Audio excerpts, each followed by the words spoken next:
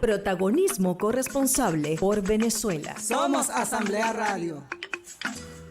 La historia que no fue contada de los procesos históricos que dieron vida, independencia y soberanía a nuestra patria. La historia insurgente con Gregorio Rafael Bracho.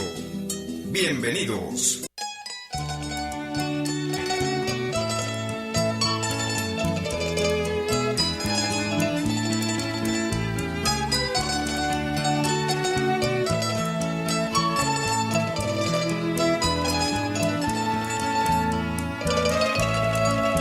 Si andas lejos de la envidia, tendrás cielo despejado y el aroma de la tierra.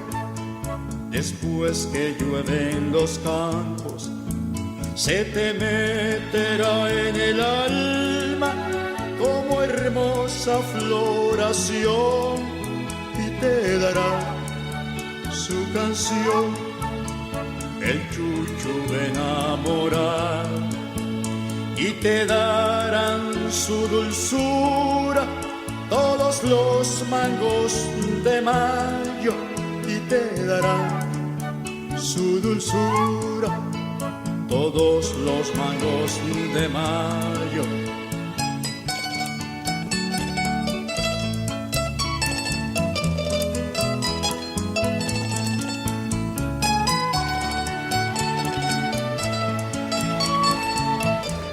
Usuarias y usuarios de Somos Asamblea Radio, sean todos bienvenidos y bienvenidas a su programa Historia Insurgente.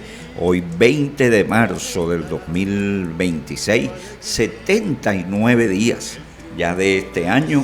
Todavía quedan muchos días para seguir trabajando, produciendo y haciendo grande a nuestra querida patria Venezuela. Vamos a agradecer a la directiva de la Asamblea Nacional, a su presidente Jorge Rodríguez Gómez y a todo el cuerpo de trabajadores de tan importante institución.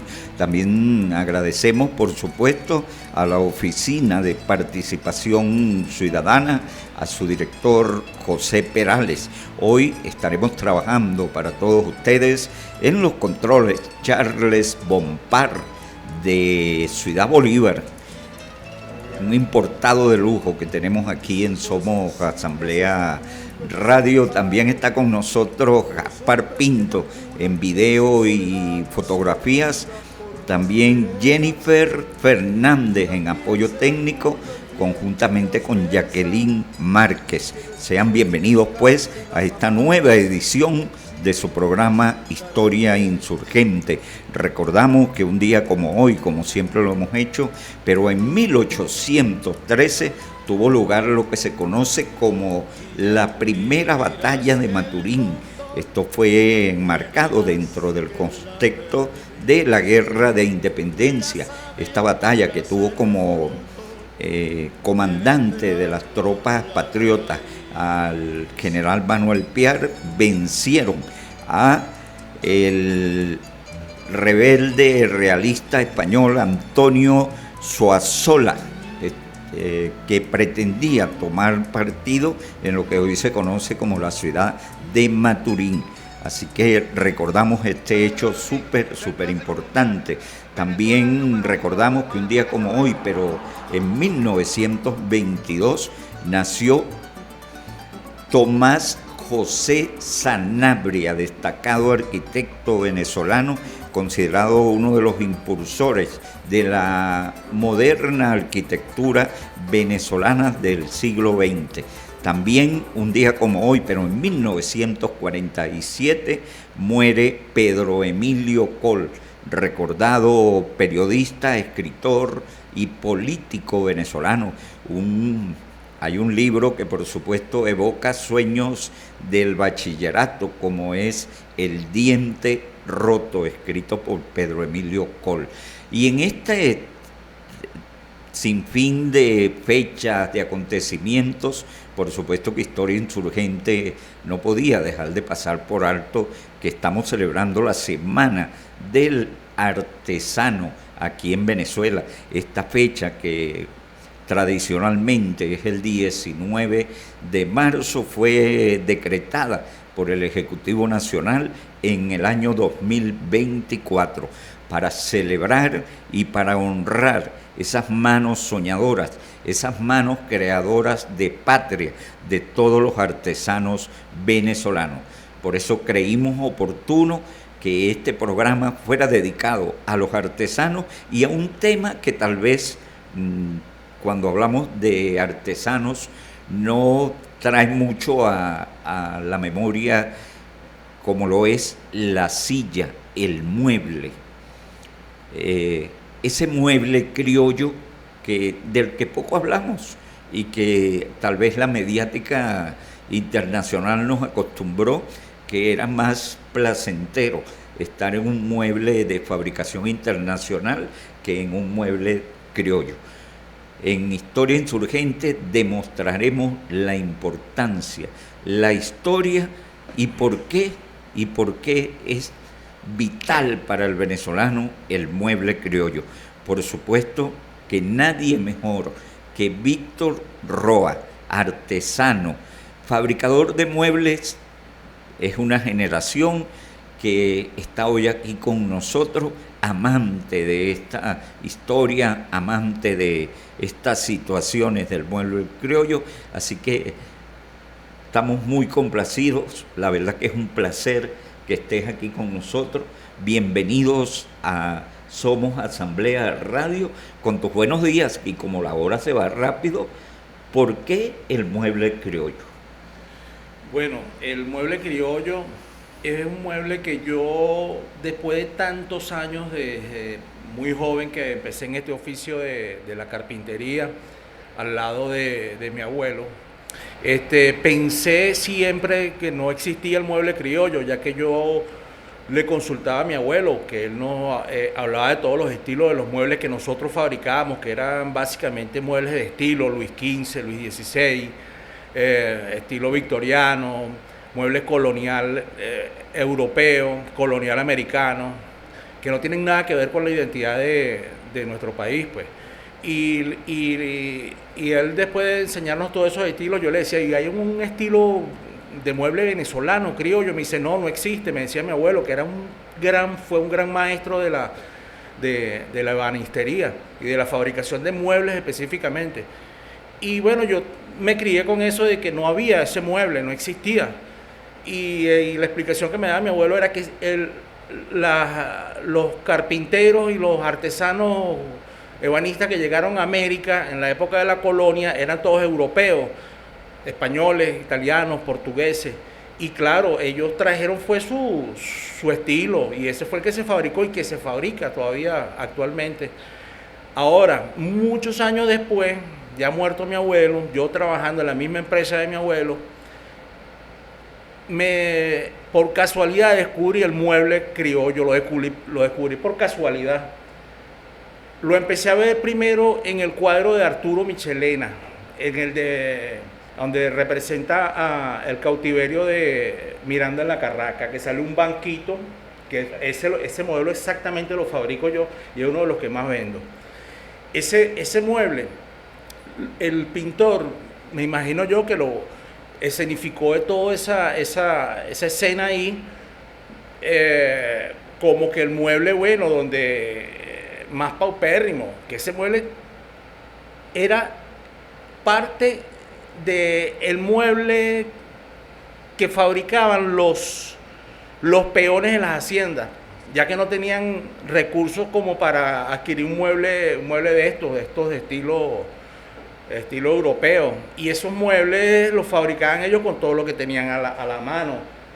El Enea, que es una figura que ellos lo usaron siempre entre los indígenas, porque los africanos también tuvieron que ver en eso, los esclavos africanos y el blanco criollo venezolano pobre, peón. Fabricaban no todos los estilos de muebles que nosotros usamos, como los juegos de recibo, pero sí las sillas, las mecedoras, los bancos, y lo hacían con lo que tenían a la mano, que era la madera que podían cortar, y el Enea para hacer las esteras de esos muebles. ¿Qué es el Enea? El Enea es una fibra semiacuática que crece en las orillas de los ríos grandes y de lagunas naturales.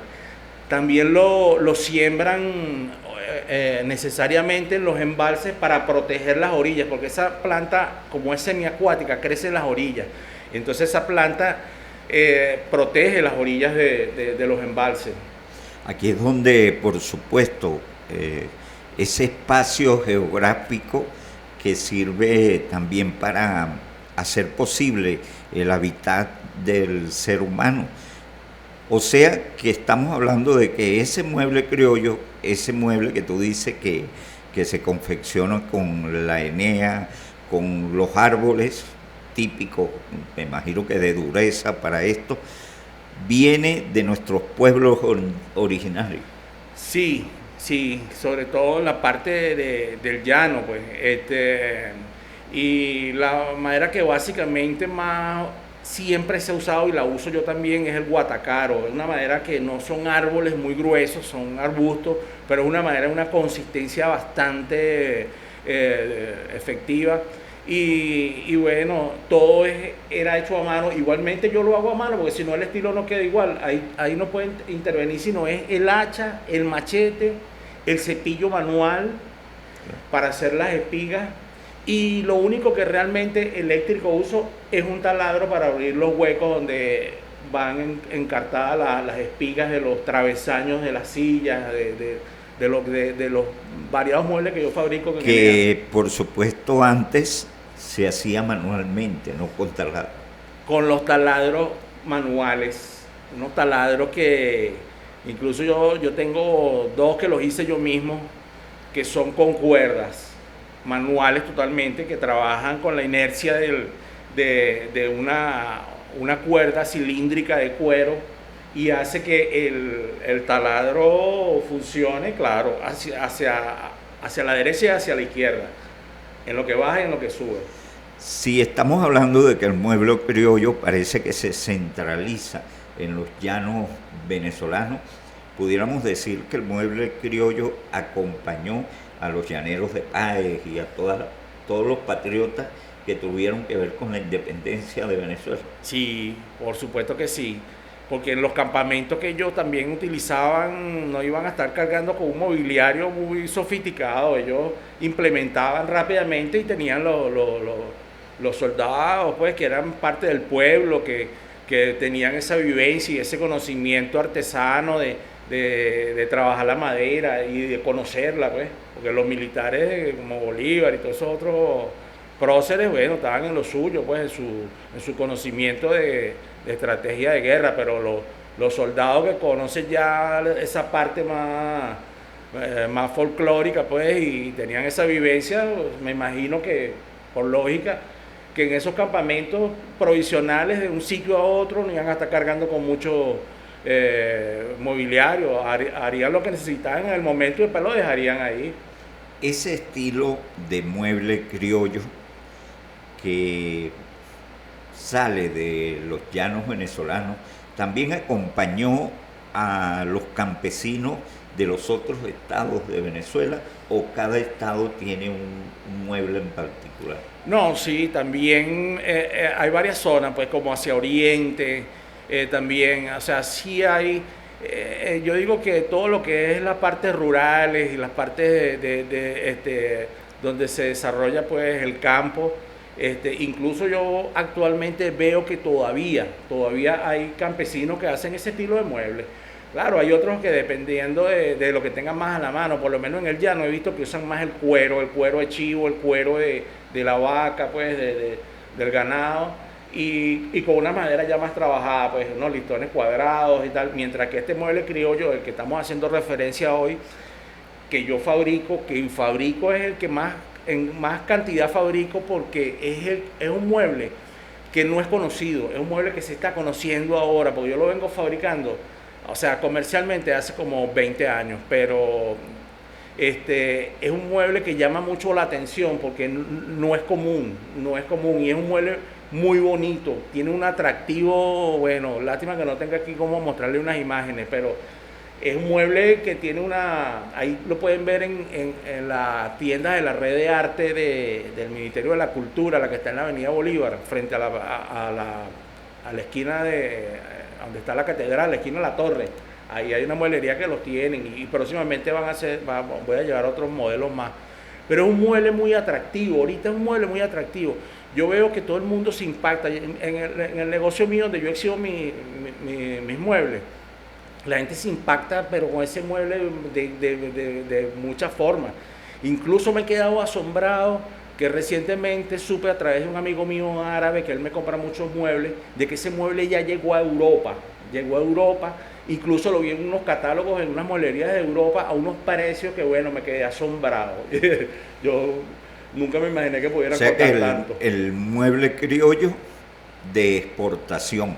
Usuarias y usuarios de Somos Asamblea Radio, estamos conversando con Víctor Roa, artesano venezolano y bueno, impulsor de lo que se conoce como el mueble criollo venezolano. Ya hemos esgranado la faceta de la historia, parte de la historia del mueble criollo venezolano y bueno, estamos en Somos Asamblea Radio, pero hay un hecho importante que no podemos pasar por alto, por supuesto, aquí en Historia Insurgente, y es que el pasado 17 de marzo ocurrió un hito histórico deportivo dentro de Venezuela, y es que nuestra selección nacional de béisbol obtuvo el campeonato en el Clásico Mundial de Béisbol.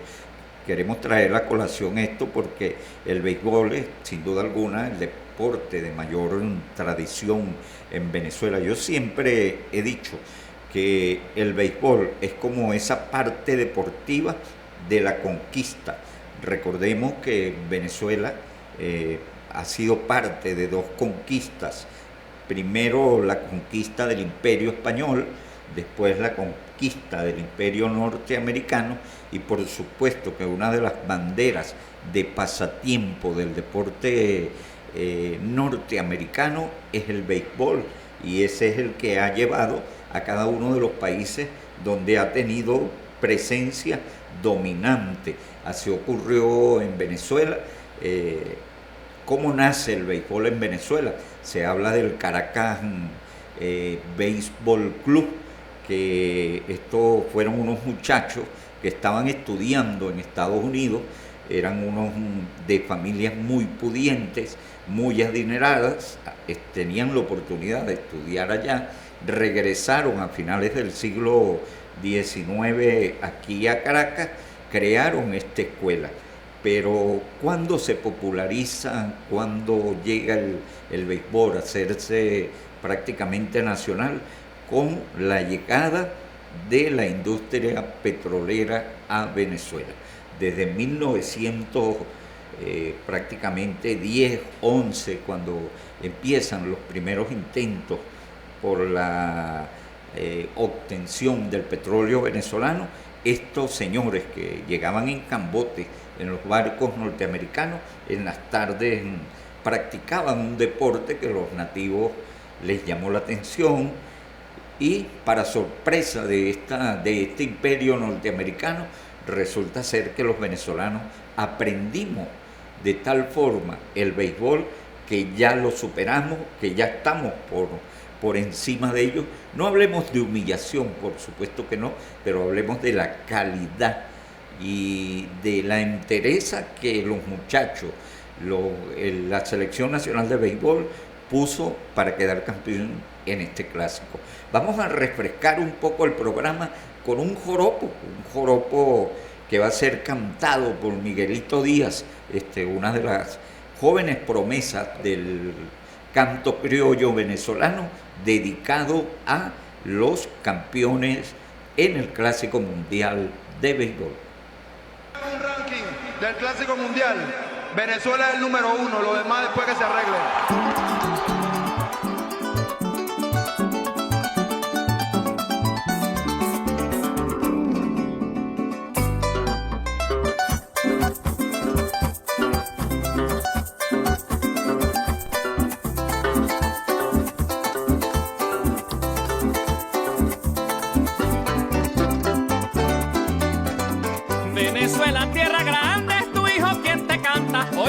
pecho se agiganta con orgullo y sentimiento. Y cómo no estar contentos si en el Clásico Mundial dimos catedral ganar con la bandera en el pecho. Un roster criollo y resuelto, equipo súper completo con sabor a tierra llana. Acuña un hombre de fama, un bate de jerarquía, igual que Michael García, MVP de la sabana. De tierras yaracuyanas llegó el que todos aclaman, bateador de mucha escuela. Lo apodan la regadera, ese que a palo les cae. Síganle tirando a Raesque y es cuando más batea. La cosa se pone fea y yo apuesto lo que sea por Eugenio y su poder. Honronero de nivel que no respeta contrario, y con Dios en el rosario no hay quien nos pueda vencer. No es tan difícil saber que solo había que creer en nuestra tierra y su gente. Willier Abreu vino fuerte, oportuno y con coraje, porque en las semifinales demostró su poderío. Y contra Estados Unidos dio un jonrón largo y tendido lleno de zulianidad. Dígame Ezequiel Tobar, guante de oro de mi tierra, de sangre maracayera puso en alto a mi ciudad. En cada jugada intensa donde vibró la emoción, el extra base y su equipo pusieron el corazón para informar al mundo entero que Venezuela es campeón. ¡Upa! Con cariño para mis hermanos Robinson Chirinos, Gerardo Parra y Douglas Rodor, Arpa Danilo y mis toros de la llanura. Javier Sanos anotó a la carrera de ganar el campeonato mundial en las tierras mayameras. ¿Qué decir de Sensatela, de Cristian y Ranger Suárez? Un hombre que cuando sale lanza purita candela. Wilson defendió primero, orgullo de los Contreras, el triunfo lleva en sus genes. Eduardo Rodríguez tiene control, decisión y garra, un hombre que cuando amarra poncha a todos los que quiere. Gleyber Torres y Jiménez y el mismo Salvador Pérez dieron todo por el todo. William Contreras y Chourio en el campo se lucieron. Junto con Keider Montero en verdad son unos toros. Se escuchaba en el aforo pidiendo el ponche en un coro a mi compadre Ángel Serpa, llanero de pura cepa de las tierras de la Pascua, quien dejó claro con arpa que mi patria se respeta.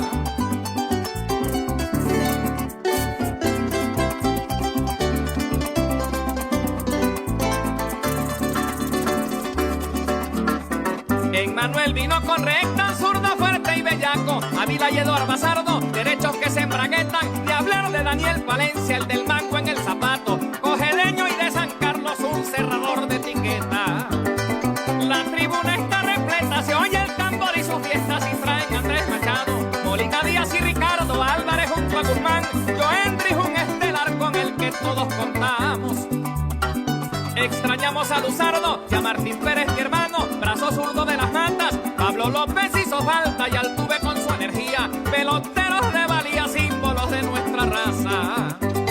Ausentes pero jerarcas, decírselos no hace falta, el triunfo también es suyo. Ustedes son un orgullo de Venezuela y su gente, y en la historia están presentes, por mi madre se lo juro.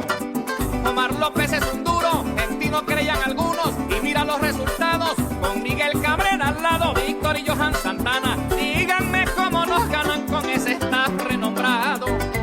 Estamos regocijados, hoy somos los vergatarios del béisbol nivel mundial. Que quede un verso inmortal de un tal Miguelito Díaz. Venezuela, patria mía, como tú no hay otra igual. Valencia. ¡Sueña, Valencia!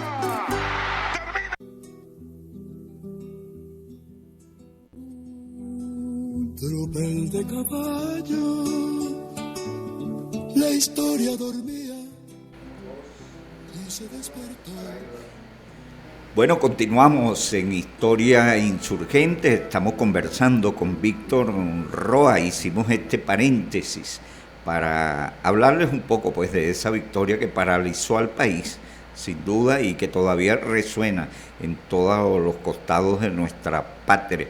Vencimos el imperio del béisbol no es cualquier cosa, algo muy importante para el mundo deportivo venezolano. Pero vamos a continuar hablando del mueble criollo. Además de ese mueble criollo y de lo que se utiliza para fabricar el mueble criollo, ¿de qué otro mueble criollo podemos hablar? Bueno, el mueble de paleta, que es un mueble que se empezó a fabricar más o menos a principios del siglo pasado. Todavía se fabrica por allá en la población de Magdaleno, en el estado de Aragua. Hay varios carpinteros, colegas míos, amigos que fabrican el mueble de paleta. Yo realmente lo he fabricado, pero ahora es que voy a retomar ese estilo porque me gusta bastante. Y ese es de pura madera únicamente, eso no lleva tejido de nada, pero es un mueble muy bonito, que adornaron mucho las casas. Yo que soy nacido en La Pastora, Caracas, bueno, todavía hay en esas casas antiguas como la mía, donde yo nací y me crié, que conservan muebles de paleta, muebles muy bonitos. ¿Cómo se puede describir un mueble de paleta? Bueno, un mueble de paleta es un mueble sencillo que cuando se empezó a adquirir aquí, lo adquiría más o menos la gente de clase media, de clase media en adelante, porque y es un mueble fabricado básicamente en caoba o cedro, con unas tachuelas para tapar los clavos que usan las paletas en el asiento y en el espaldar. Ese es un mueble que componía el juego de recibo 6 piezas. El sofá, que básicamente siempre era de 2 puestos, las 2 butacas, una mesa de centro y 2 mesas laterales de auxiliares que llamaban. Ese mueble todavía se ve por ahí antiguos, que lo tiene la gente, los conserva. A mí me han llegado a mi taller para restaurarlos, ¿no? De repente para lijarlos y pintarlos y tal, pero me he dado cuenta que son muebles que hay unos que son de verdad antiguos, que pueden tener más de 100 años. Cuando hablamos de la madera utilizada para la fabricación del mueble criollo, ¿de qué madera podemos hablar? Bueno, básicamente son maderas semiduras, como el guatacaro.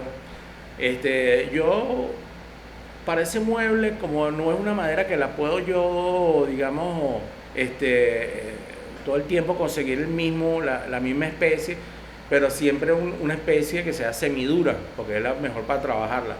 A veces puede ser que consiga teca, que se está sembrando bastante aquí en Venezuela ahorita, una madera muy bonita, una madera semidura, o el guatacaro, que es el que básicamente más he logrado conseguir. Una madera que usa mucho para los estantillos en las cercas en las fincas. También lo usaban antes los albañiles como puntales para cuando hacen las losas de concreto, los encofrados, porque es una madera resistente y dura para soportar esas cargas del concreto. Pero bueno, a veces aparece otra madera por ahí. Mientras sea semidura o dura, es apta para eso. Cuando hablamos de la madera para el uso del venezolano, por supuesto que viene a la memoria los bosques que se han sembrado aquí en Venezuela. Tenemos un ejemplo, estuvimos conversando fuera de estar al aire en el programa. Quisiéramos que nos hablaras de ese bosque en el oriente y parte del sur venezolano. Sí, el bosque Uberito es el bosque más extenso, más grande del mundo, sembrado por el hombre, porque por la mano de Dios tenemos el Mato Grosso y otras selvas mucho más grandes, pero el bosque maderero industrial sembrado por el hombre más grande del mundo lo tenemos aquí en Venezuela y no nos han podido superar en esa extensión de siembra y en la calidad de madera, porque ese bosque originalmente cuando se inició, que está ubicado entre los estados Monaga, del Tamacuro y una parte de Anzoátegui y en Bolívar, bueno, donde tienen las infraestructuras de maquinaria, depósitos, de oficinas, pero ese bosque, esa madera, licenciado, es una madera que básicamente cuando se inició el bosque era para pulpa de papel, para las bobinas de periódicos y para todo otro uso, de papel, como también vi que usaban por ahí más o menos como en el año 72, que hacían tableros esos para la construcción, para encofrado, lo hacían de ese pino caribe, porque la especie se llama pino caribe. Más o menos por ahí en el 2000 2004, yo tuve información de que esa especie, gracias a una gestión del comandante Chávez en ese momento comisionó para que eso se transformara genéticamente, esa planta, y hicieron una transformación genética para que esa madera, para hacerla superior y poder ser utilizada en la industria maderera del mueble. Y es una madera hoy en día que es una madera de una alta calidad, que tiene calidad de exportación, porque esa madera va para Europa también. ¿Quién hizo ese cruce genético o quién hicieron, nos ayudó? En eso intervinieron los cubanos, que son unos expertos en esa materia. Ellos tropicalizaron y también modificaron genéticamente una madera que siembran ellos allá mucho, que es el ébano, que es una madera que viene de la India. Y yo realmente noté de verdad esa transformación genética que le hicieron a esa especie, da como resultado que la madera es más resistente, tiene nudos más pequeños, porque las ramas del árbol son más delgadas y son menos. Entonces, y la madera es más compacta. Esa madera tiene, con esa transformación, una belleza, bueno, increíble. Yo trabajo mucho con el pino caribe, que hay mucho que los aserraderos. Es una excelente madera. Aquí tenemos, cuando tú le hablas de pino a la gente, me dice, ¿de qué es ese mueble de pino? Se asustan. Hay muchas personas sobre todo las personas de más de 50 años, pues. ¿Por qué? Porque aquí tuvimos, cuando existía el Pacto Andino, una importación de madera de Chile, que era el pino chileno, que es una madera que no sirve para muebles, y aquí se usó para muebles en grandes cantidades, fábricas, todo el mundo fabricando, y esa madera no sirve para muebles. Esa madera tiene unos nudos muy grandes, tiene demasiada resina, y esa madera era también para la construcción, pero la empezaron a usar para el mueble por lo económica. Y entonces, ¿qué pasa? Que esa madera empezaba, los muebles cuando de pino, entonces las maderas empezaban a torcerse, las gavetas no trancaban, se rajaba por aquí, se ponía fea por allá, después se ponía como verdosa.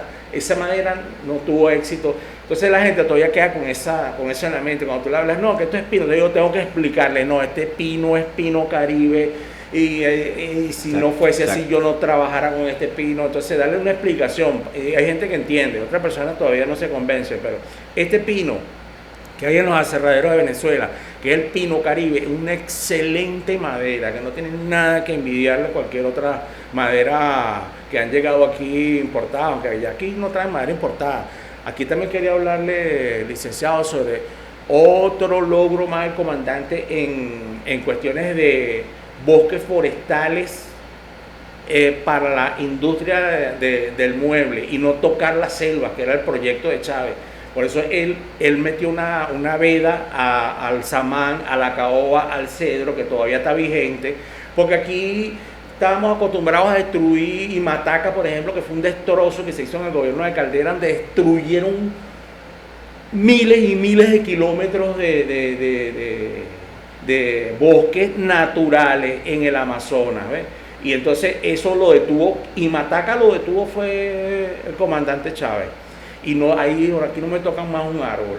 Y entonces ahí fue cuando empezó la siembra por allá en esta parte ahora hacia occidente, hacia Barinas, hacia Portuguesa.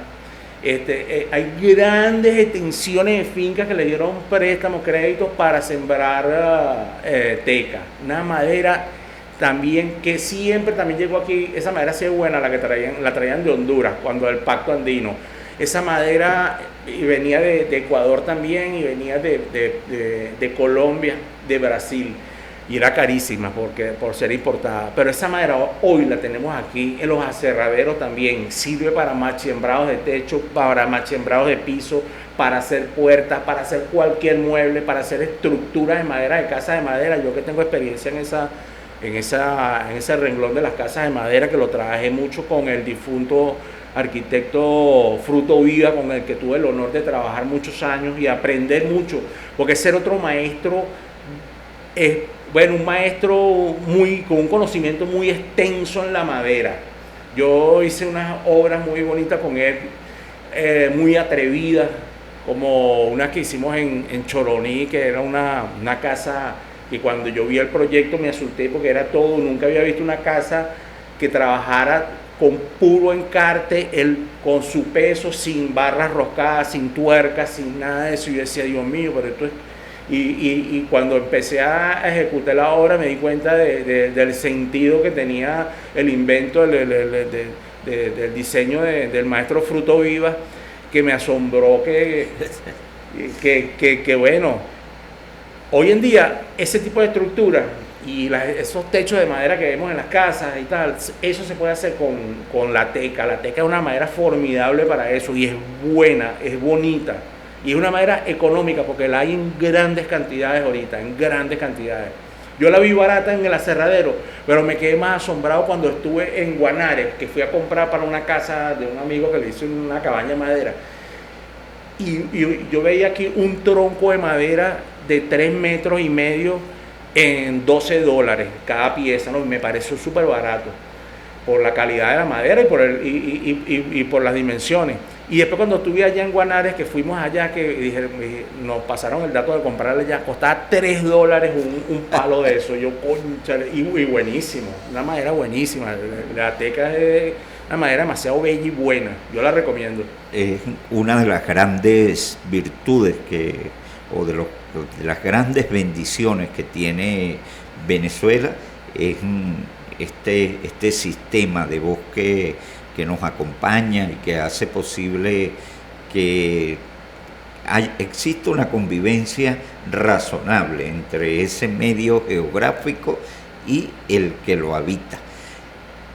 El mueble, volviendo otra vez al mueble venezolano, al mueble criollo, hay dos estados que se han destacado por la fabricación de muebles y que muchas personas los buscan.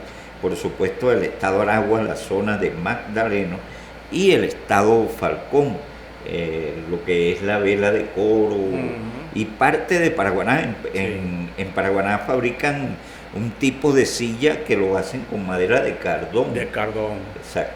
¿Qué podemos hablar de eso? Bueno, yo no he tenido la vivencia de trabajar con esa madera de cardón, pero cuando estuve en Paraguaná visité varios fabricantes de muebles por curiosidad y para ver, porque yo vi un cardón fue un cactus, es lo que yo conocía. Bueno, yo decía, ¿cómo es posible? Entonces, y empecé a ver la madera, una madera de color claro, muy fácil de trabajar. Ese estilo que trabajan ellos, ese estilo también yo lo averigüé. Ese estilo es el estilo colonial americano, y ese estilo colonial americano torneado, que tiene un tejido con otra fibra que se llama divi, que la hay allá mucho, y el vetiver. Ellos tienen, más de 100 años trabajando esos estilos de muebles, y yo estuve averiguando ese mueble, y ese mueble viene por la influencia de los estadounidenses cuando llegaron aquí las petroleras a Falcón y al estado Zulia. Ese es el estilo del mueble colonial americano, o sea, estadounidense, pues, porque aquí América es toda América, desde Alaska hasta la Patagonia, pero ese mueble es un mueble, como decía, el mueble country de los norteamericanos, de los estadounidenses. Conocemos muy bien este tipo de muebles que se fabrica allá en Falcón. Exactamente, hay una localidad que es el municipio Falcón, en un caserío que se llama Moruy. Ahí en Moruy es famoso tiene este nombre, las silletas de Moruy. Son fabricadas exactamente con la madera del cardón, que no solamente se usa para las sillas, la madera de cardón también formó parte de lo que se conoce como la ranchería de los pescadores a orillas de la playa en Paraguaná. Utilizaban la madera de cardón para hacer los techos, y esas grandes casas de madera que fabricaban con el cardón. Recordemos que, como dice la canción de Rafuche,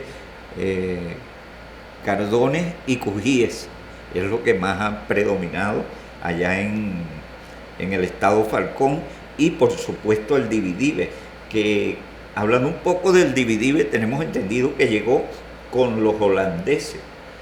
El Dividive por la zona, una zona muy árida, por supuesto, la península de Paraguaná, fue acta y fueron los holandeses, cuando la colonia, que trajeron los primeros árboles de Dividive. Ahora es muy común ver en solares, además que la mata de Dividive da una sombra espectacular, muy buena para el descanso, para colgar los chinchorros paraguaneros.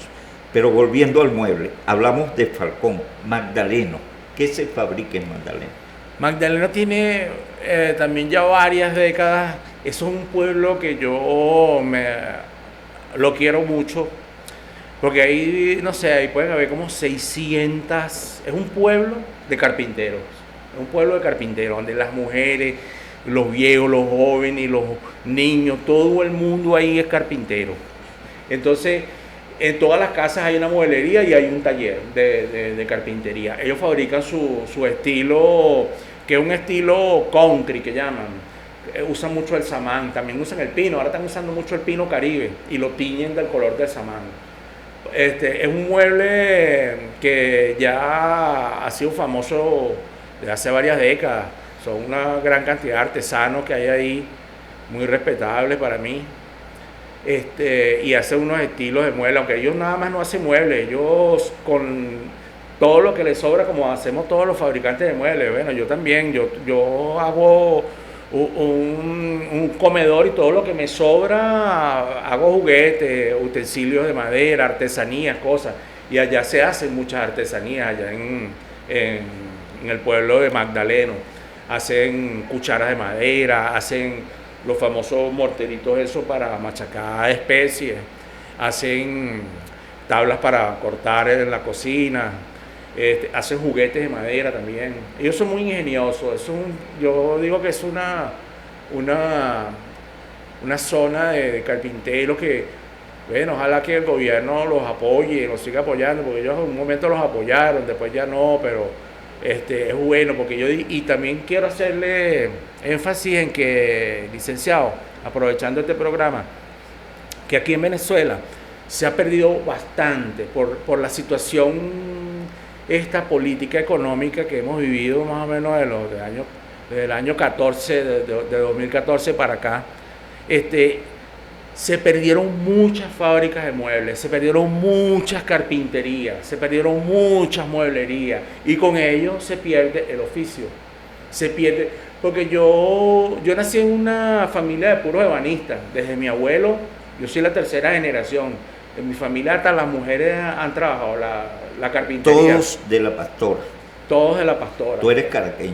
Yo soy caraqueño, sí, de Sabana del Blanco. Antes, trayendo colisión esto, lo de caraqueño, antes cuando una persona querían saber si era caraqueña, le preguntaba ¿dónde naciste? Tenía que decir en La Pastora o San Juan. O San Juan, para poder saber si era caraqueño. San Agustín no era Caracas. Hay anécdotas de que una persona cuando venía hacia estos lados a comprar o algo así, decía voy para Caracas. Voy para Caracas. De La Pastora, eso yo me acuerdo. Yo estaba pequeño, yo estoy hablando como en el año 62, y yo me acuerdo que yo escuchaba a mi abuelo, le decía a mi abuela, le decía, voy para Caracas, y yo era para Quinta Crespo. Si es cierto lo que ustedes dicen. Es muy común. Bueno, este mueble de Magdaleno se ha convertido como en una suerte de acompañante del matrimonio venezolano. ¿Por qué digo esto? Es muy típico cuando unas parejas deciden contraer el matrimonio, lo primero que dicen, tenemos que armar la casa. Y lo primero que se le viene a la mente, al central, y yo diría que gran parte de Venezuela, es, vamos a Magdaleno a comprar los muebles. Es correcto, es correcto. Además de Magdaleno, hay otra entidad en Venezuela que también es famosa por su artesanía. No sé si los muebles son banderas, pero queríamos también preguntarte como artesano, el estado Lara, esa zona de Lara que es tan famosa artesanalmente. ¿Cómo no? Es cierto. Hay ahí también una riqueza entre los artesanos nativos del estado Lara, de los diferentes pueblos que yo conozco ahí, Guadalupe, El Avión. Mira, ahí hay una cantidad de artesanos que también incluyen mujeres y hombres, y no se salva nadie. Y hacen, hay muchos que hacen muebles, incluso muebles también con Enea. He visto que hacen con esteras de Enea. Y hacen muchos utensilios, y hacen utensilios de madera que son útiles para la cocina, para la casa. Ellos son unos grandes artesanos ingeniosos. Ellos no se quedan en una sola cosa. Ellos una cosa la convierten en otra y diversifican y hacen juguetes y hacen mobiliario para infantiles. Ellos son muy, muy ingeniosos en su arte del trabajo de la carpintería y de la artesanía. Tienen la ventaja de que ellos tienen bastantes recursos de madera cerca, como son esos boques de los que te estaba hablando de teca, y veo que ahora están usando mucho la teca también, porque se ve que ellos de ahí para allá van buscando esa madera, pero es otra de los.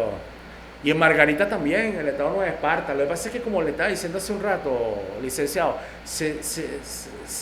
con las industrias y las fábricas de muebles y la carpintería que se han perdido, se ha perdido un poco el oficio, porque cada taller es una academia, es un sitio de aprendizaje.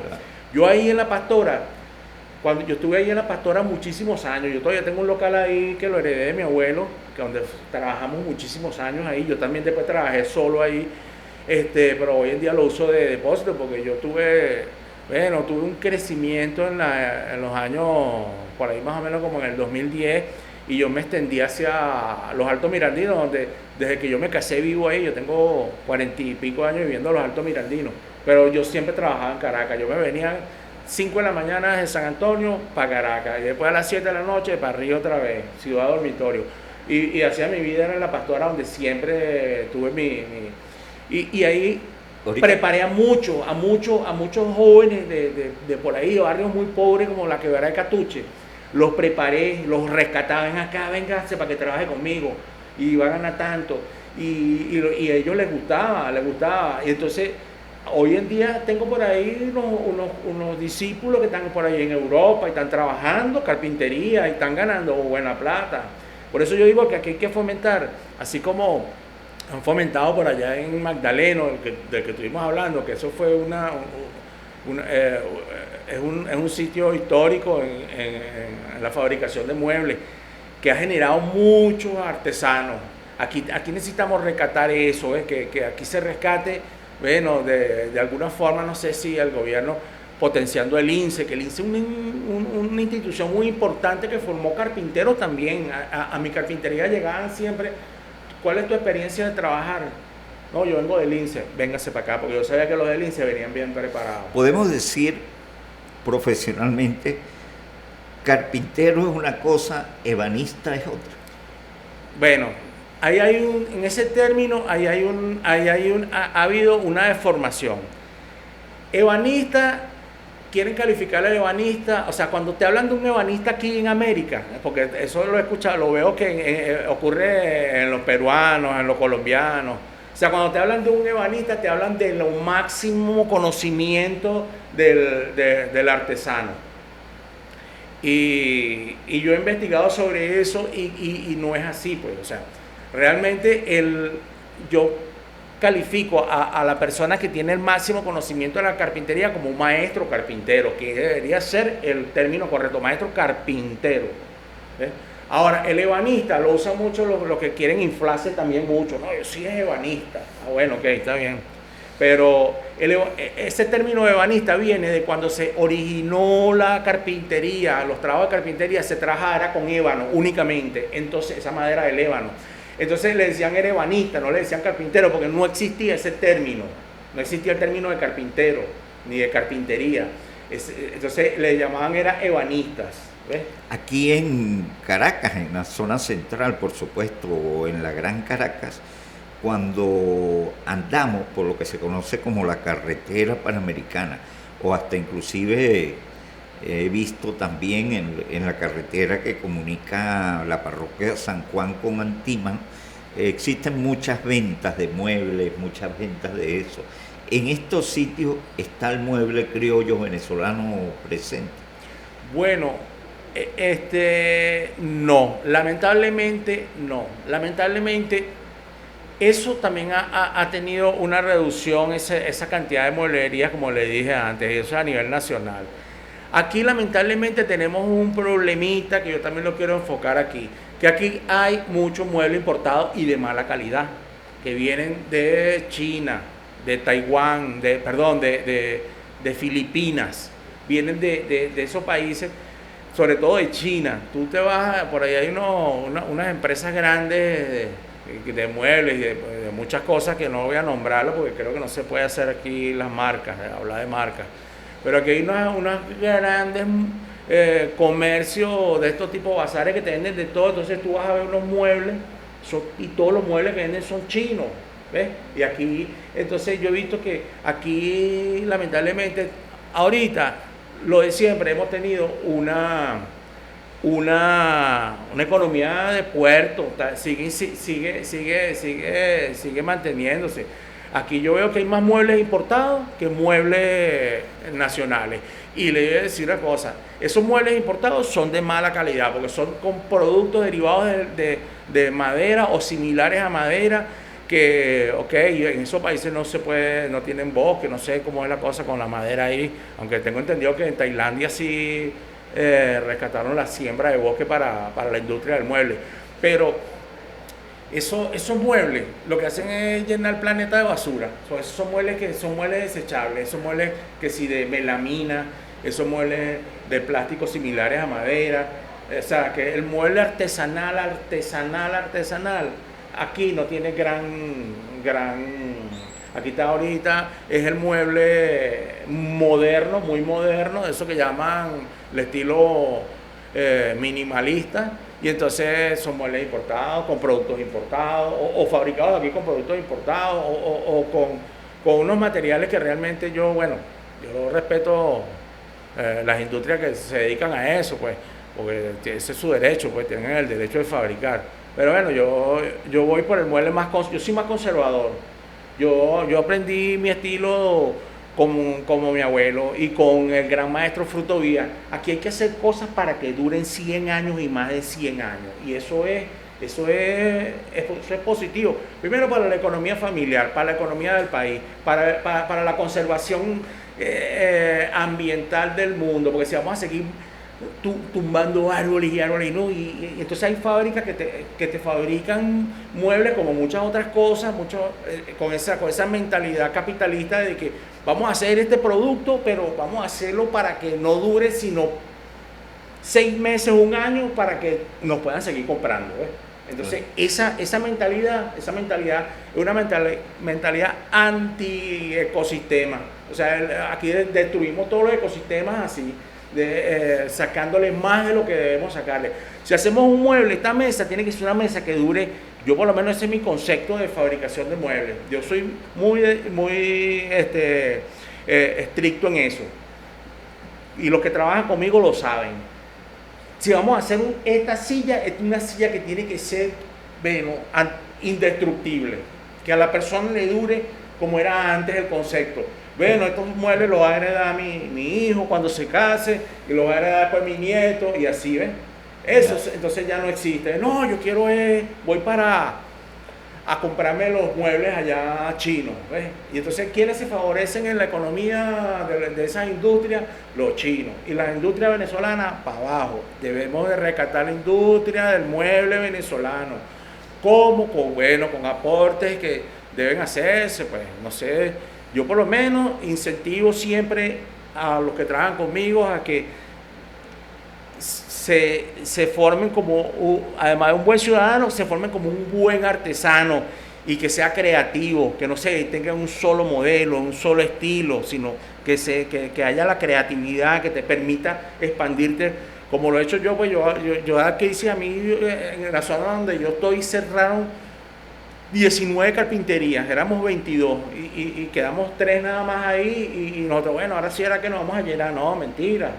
O sea, la crisis ha sido tan dura que, bueno, nos ha llevado a diversificar las cosas. Por lo menos yo en mi mueblería, yo antes vendía puro mueble. Yo ahora vendo juguetes de madera, vendo utensilios de madera para la cocina, vendo artesanías, vendo todo lo que pueda producir más pequeño, que me pueda sustentar, que me pueda mantener económicamente, mientras vendo un juego de residuos que no lo vendo todos los días, pues como antes. Yo metía en esa mueblería donde estoy todavía, ya en el parador turístico Tipitiripi, donde los invito, un parador muy bonito. Yo metía ¿Eso queda exactamente dónde? Eso queda en la carretera nacional entre San José de los Altos y San Diego de los Altos. Okay. Eso es un sector muy bonito que se llama Tipitiripi, parador turístico Tipitiripi, que es un sitio más que todo de pura gastronomía criolla. Ahí lo que te venden es cachapas muy buenas, te venden cochino frito, chicharrón, todos esos platos típicos de Venezuela, y el único que hay ahí con una mueblería soy yo. Y bueno, yo tengo ahí 17 años y me he mantenido ahí con llevando palos ahí, bueno, ahí estoy, y todavía estoy con la esperanza de que vamos a recuperar este país como es y vamos a salir para adelante todo, y bueno, ya vendrán tiempos mejores, como dijo una vez el comandante Chávez. Bueno, usuarias y usuarios de Somos Asamblea Radio, la verdad que estamos muy complacidos, muy interesante, es una lección, además de que una enseñanza que queda para todos ustedes, esta disertación que nos ha hecho Víctor Roa sobre el mueble criollo venezolano. Agradecidos, Víctor, la verdad que ha sido fascinante este recorrido, no solamente del mueble, sino que todo lo que compone el mueble criollo venezolano. Nos has hablado de los bosques, nos has hablado de la geografía, de los sitios específicos donde se construye, se fabrica el mueble venezolano. Lo hicimos, por supuesto, porque estamos en la semana aniversaria de los artesanos, los creadores de sueños, los creadores de patria. Un saludo de despedida, Víctor, para todos nuestros usuarios, y de verdad que gracias por estar con nosotros. Bueno, igualmente agradecido a usted, licenciado, que me dio esta grata oportunidad de conversar sobre el mueble criollo, sobre nuestras tradiciones y de nuestros potenciales que hay, como ese bosque del que le hablé, y esos dos bosques, el de Huerito y los de Guanare, y de los artesanos, que aquí vemos gente muy valiosa, aquí hay gente muy preparada.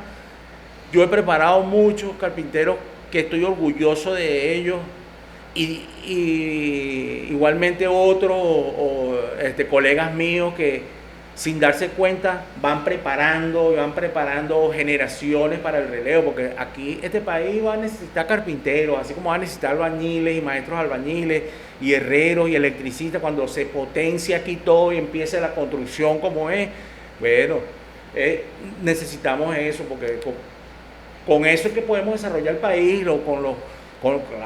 con todos los profesionales como usted, que todos somos necesarios, pero también esa mano de obra es necesaria, porque los arquitectos diseñan, los ingenieros calculan, pero los que construyen son los artesanos. Claro que sí, y Venezuela va a ser una potencia, y esa última frase, Charles, es importante que acompañen los podcasts de Somos Asamblea Radio. Bueno, usuarios, usuarias, fue un placer compartir con ustedes este programa hoy 20 de marzo, con la esperanza y con la fe puesta en nuestra querida patria Venezuela. Los esperamos el próximo viernes por aquí, por Somos Asamblea Radio.